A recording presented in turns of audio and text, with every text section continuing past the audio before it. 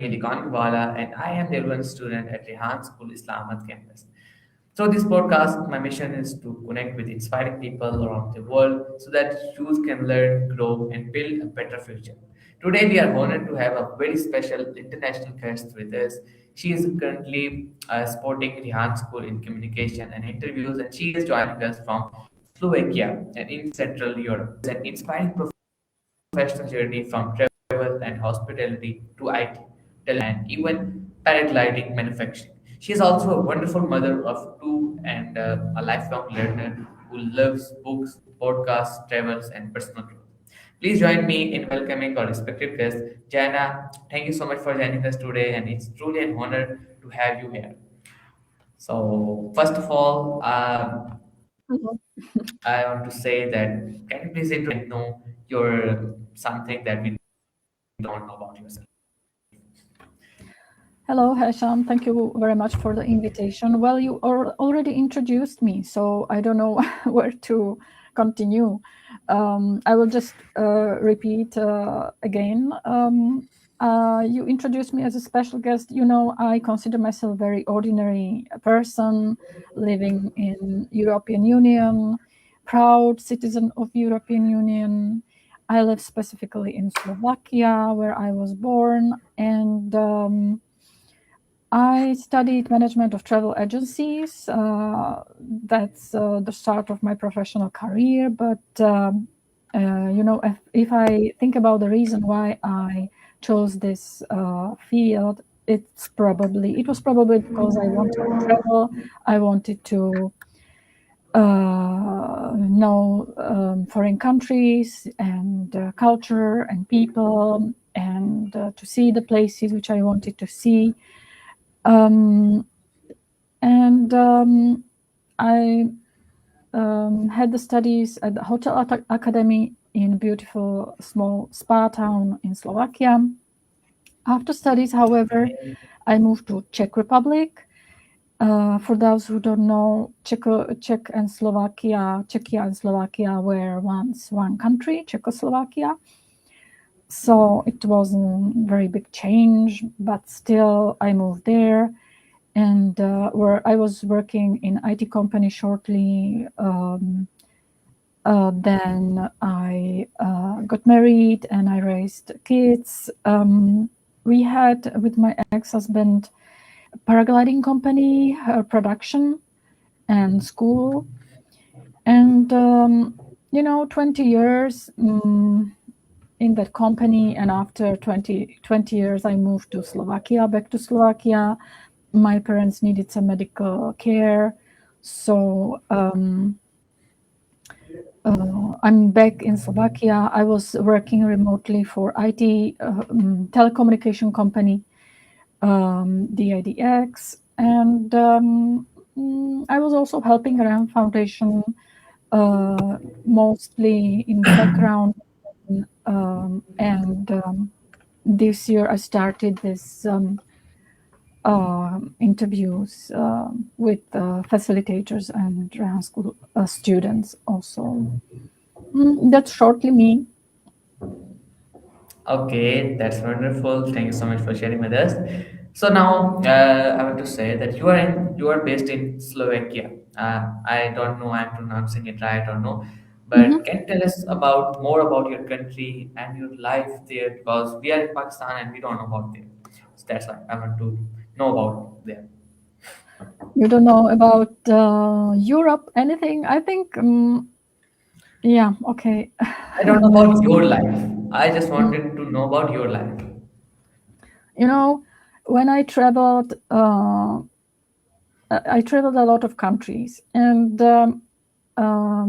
I find out that you know, the people are same everywhere. You know, you wake up in the morning and you go after, you know, job or profession or company business, and you have family usually and kids, and the life just with all these cultural differences is same. You know, we people probably want peace. We want to be happy and well. So the life here in Slovakia is saying people want peace, people want to live happily, but of course, you have different political system, you have different opinions. It's a small country. I think Czechoslovakia was quite lucky, and these initiatives to found Czechoslovakia were there at the right time in the past, in the history. And what to say? There was this part in our history under Soviet occupation, I think almost 20 years.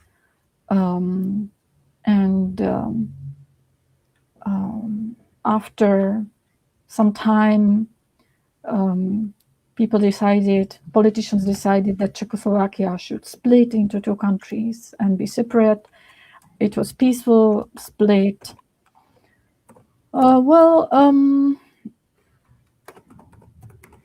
I don't know. I probably will not talk about politics, but life in Slovakia is pretty like everywhere else. Just people trying to survive, live happily. They have all these problems, big problems. Even like the problem, I have to go and buy the grocery today, is sometimes a problem. And when you look at the Earth from the space, it's actually, everything seems small, right? So we have quite small problems, everyday problems. So we should probably enjoy them. Yes, we should enjoy them. Okay, thank you so much and for giving us this global perspective. And now I would say that you studied travel agency management. So, what inspired you to choose this field in the beginning? In the beginning, I told you I wanted to travel. I wanted to know different countries. Try Okay. different things. You can just go like 2-3 countries south, even in Europe, and you find different kind of vegetables in the store. So different cuisines, different spices, different culture, folklore. So and this beautiful architecture, castles, ruins, caves. It's just so much to see. So that's the reason probably I chose the travel management of travel agencies. However, I never worked in that field, so I traveled much later in my life. Okay, that's good. Okay, so now next question is that your career includes IT, telecommunications, and even paragliding manufacturing. So that was very unique. So how did you manage to work in such a different fields? IT company was just my first official job probably, and I started just on the lower position and I was working in administration, so it wasn't my first experience doing some job, but I would say first after the school. And the paragliding company is very specific. It's totally different environment, different customers, different people showing up. These crazy people who want to fly in the air. So it's different customer area, and probably it's kind of specific because of the it's quite popular sport and attractive sport, I would say. So telecommunication company, DIDX, that's the job I was doing remotely for the first time. So of course you have to learn how to communicate remotely, and it has its specifics. every job and or professional experience has these specifics. Okay, that's it. That was truly impressive that you have worked in such a different fields, and like I was taught to know about the paragliding, like as you told. So I was very inspired from you. So now I want to say that what were the some of the biggest challenges you faced during your career journeys in any field you were? When you think about challenges, I probably, you can say, oh, this was a challenge, but when you overcome the challenge, it just becomes experience, and it doesn't look so challenging anymore because you went through it and you solved the problems. So I probably never experienced some extreme challenge which I would still remember. It all just seems like part of life, and yeah, I don't remember like any specific challenge I would share right now, but every job has different problems, and you just go through them day by day, step by step. So and you become better, right? Okay, that's great. So nice to hear about it. And now I want to talk about some of my passion. And as you know, my name is Hesham Jamil Economywala, and I I have a strong interest in economy. I would just want to grow Pakistan economy, and I want to work on economy. So that was my passion. So as someone who has worked in different countries, and you have visited, as you told that you have visited and you have traveled to the a lot of countries industry. So, what are the most important factors that can help a country build a strong and stable economy? I'm not an expert in economy like you, but Yeah, probably. but I just want to know your perspective about it. Well, you need to have experts in the government, so they can pass good quality laws. For example, in Slovakia, we have government which governed the country probably for almost 15 years, and the country is at the bottom of European Union.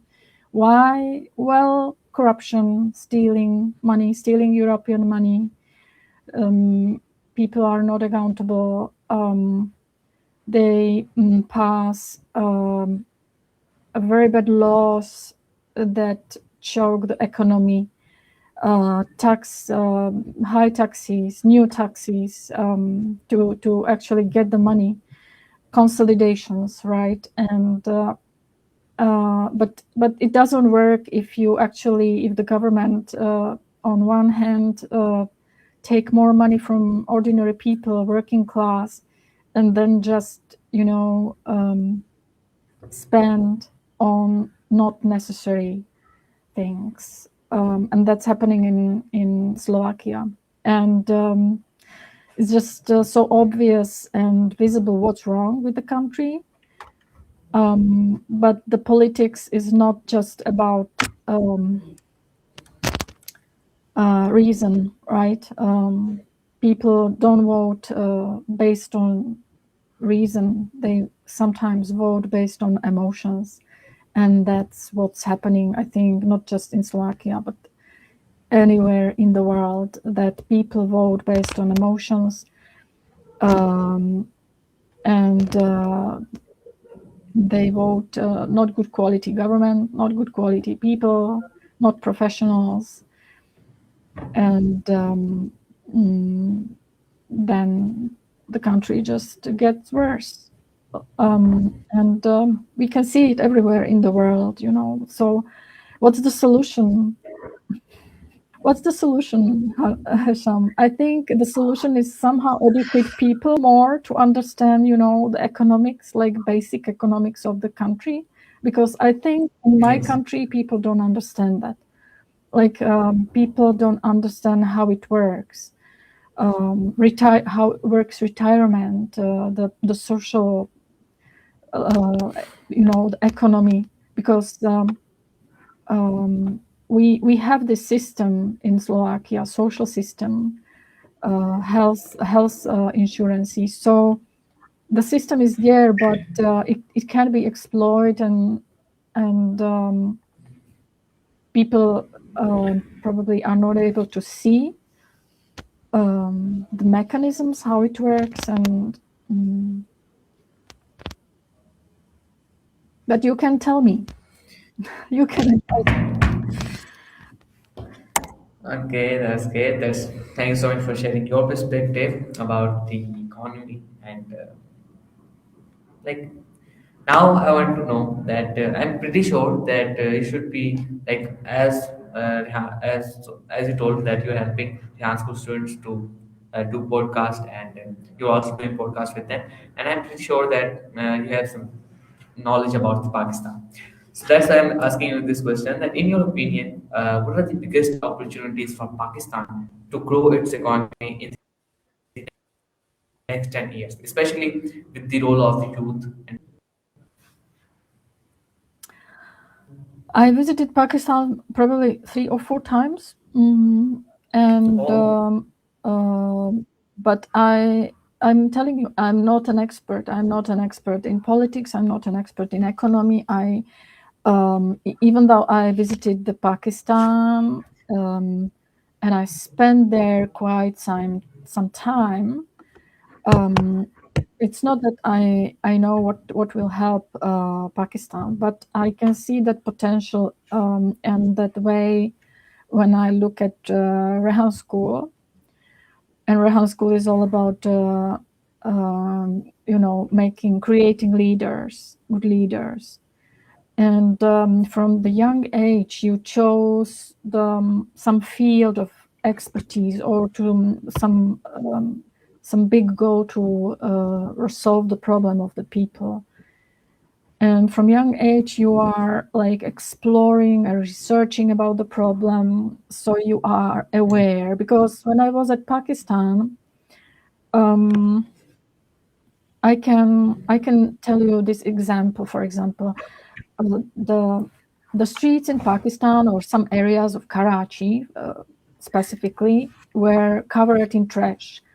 And of course, trash you can find here also in Slovakia, in Europe. But such amount of trash, it was not understandable for me how people can live in it, how people why they don't do anything about it, why they live just there and they don't do anything about it. It's probably because people live there for years and they grow there, and it's normal. They see that as a standard, they see that as some part of their culture, even like something they are not accountable for, responsible for. I didn't throw the trash, so I'm not responsible for it, and I will just continue living it. It was for me like unbelievable. Why is that? Why is that? Why it's still there? Why people don't do anything about that? And it's the reason probably is that people got used to it, right? So, and they don't even realize it. Maybe they Yes. don't see it anymore, and they want to cover it with some Yes. beautiful, I don't know, like kindness and generosity, because your people are kind and generous. But it's not possible to cover it. You cannot cover You're trash with. you're totally right. So yeah, how to solve it, how to make it, how to improve it. And I think one way is to actually to notice the problem, right? That this is actually wrong. And Rehan School students learn to notice these things, the problems of people. So I think it's a good way to actually grow these leaders. So they want to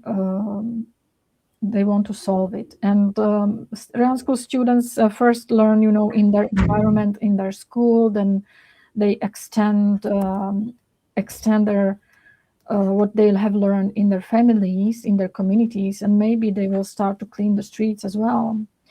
And not just I just put this example, but it's whatever problem Pakistan faces, is that That's why. you have to That's why. notice, and you need to also get people to work on it. Not just that you are the leader, you can lead the people, you can teach the people. But you also have to do. Yeah. I'm truly agree with your that thing that as you told that people become used to about it, and when they become so much used to, and then they don't care about it anymore. So that was a big problem. They don't. They just say that why I do if he's not doing. So the main issue is there that why I do if he is not doing. Just do it. So and one more thing that you came Pakistan and you didn't come to our school. Yeah, and when you actually travel, you start to notice, these things. When you go to different country, you start even notice things that are wrong in your country, right? Yes. So it really opens all these forgotten areas of your brain, and you start noticing things that you didn't notice before. So the traveling is helping to open mind, and also to encourage people to want to solve these problems.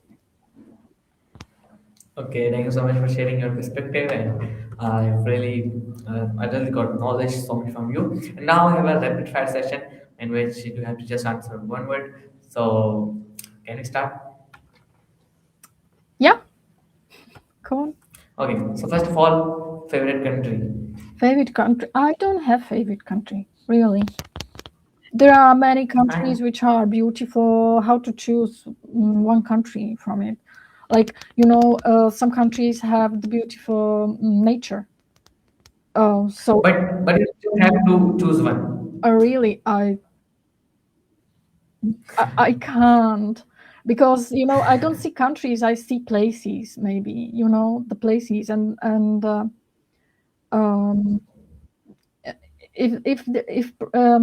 if I want to choose country based on nature, that's probably Switzerland. Based on cuisine, it's probably India. Based on, I don't know, cheese, that would be probably Okay. France. Or it's very hard to I think one country. Switzerland. Switzerland is best. On the top, it is Switzerland because it has a great nature other than other countries. So now, favorite book. Oh, it's again these questions, like the most favorite, the most beautiful. It doesn't work with me because every book can give you something important and in different area of your life. But I really like to know more about the brain, how it works. So I probably would choose still the 7.5 lessons about the brain from Helen Feldman Barrett. That's, yeah. Okay. Okay. Thank you so much for sharing that. And now I want now my interview time is almost completed. So, what is your final message for youth who want to build a successful and meaningful life? Success is different for everyone. It means different things. So to become successful, I think we need to be motivated and creative, and it works when we are curious. So somehow trigger the curiosity, which gives you energy to proceed with what you are passionate about. And if you do things that makes you happy, it probably brings the success. So yeah, more happiness, more curiosity. Okay, thank you so much for such a beautiful advice, and thank you so much, Jana, for sharing your inspiring journey, wisdom, and experiences with us. It was truly an honor and a pleasure to have you on our podcast today. To our audience, I hope you learned something valuable today. If you have enjoyed this podcast, please like, share, and for more inspiring global conversation, this is Hesham Jamil Economywala signing off to the Leaders Lounge. And I will meet you next time with a new guest, with a new energy. So stay positive, keep learning, and keep growing. Allah Hafiz. Thank you. Thank you. Have a great day. It's a pleasure to have you.